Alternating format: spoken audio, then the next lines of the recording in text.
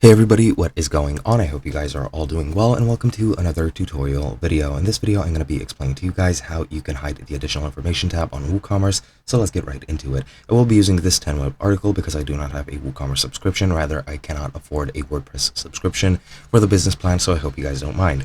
Now, to hide the additional information tab, you can do it in a couple of different ways. Usually, what I would recommend is PHP and CSS, since you can just code that or copy code from the internet, and that comes pretty much for free. Now, what you need to do to use PHP is just modify the functions PHP. Just go to Appearances and Theme File Editor. On the right side, click on functions.php, and you can just append this PHP code at the end of the file, and then just click Update File to apply the changes. You can also use the WooCommerce product tabs filter, which is this code right over here. Just go to functions PHP again, insert the code that includes the WooCommerce product tabs filter, and activate the plugin to ensure your child theme is active and the changes should take effect. Other than that, you can also use CSS.